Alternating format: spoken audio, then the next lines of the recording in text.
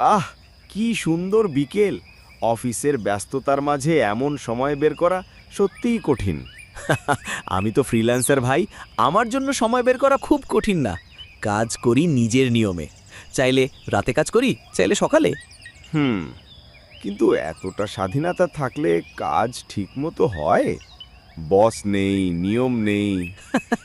বস না থাকাটাই তো আসল স্বাধীনতা। আমি নিজের বস নিজেই। সত্যি বলি, আমার অফিসে প্রচুর চাপ। সকাল ৯টায় ঢুকি, রাতে ৮টার আগে বের হতে পারি না। মিটিং, রিপোর্ট, প্রেজেন্টেশন, মাথা ধরে যায়। আহ, আমি বুঝি, কিন্তু আমার জীবন একটু অন্যরকম। কাজ আছে ঠিকই, তবে সময় ভাগ করি নিজের মতো। সকালে ইচ্ছা না করলে পার্কে হেঁটে বেড়াই। কেমন স্বপ্নের মতো শোনাচ্ছে! আমি তো অফিস ছাড়া অন্য কিছু ভাবতেই পারি না। এটাই পার্থক্য ভাই। তুমি পাচ্ছ স্থায়িত্ব, আমি পাচ্ছি স্বাধীনতা। কিন্তু ফ্রিল্যান্সে আয় নিয়মিত হয় না তো। আমি মাস শেষে বেতন পাই, খরচ সামলাই, সেভিংস করি। হ্যাঁ, ঠিক বলছো।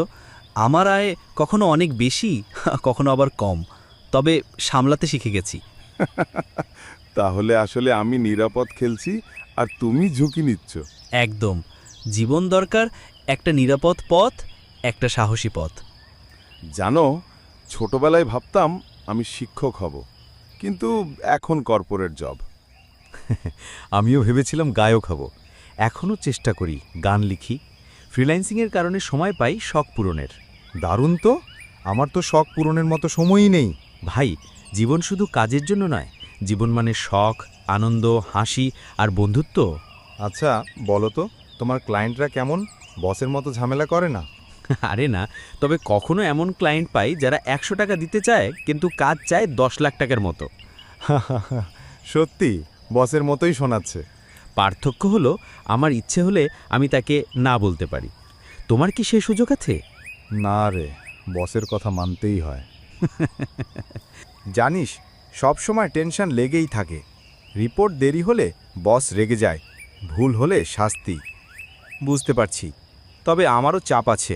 কখনো রাত জেগে কাজ করি, কখনো একসাথে অনেক প্রজেক্ট সামলাই।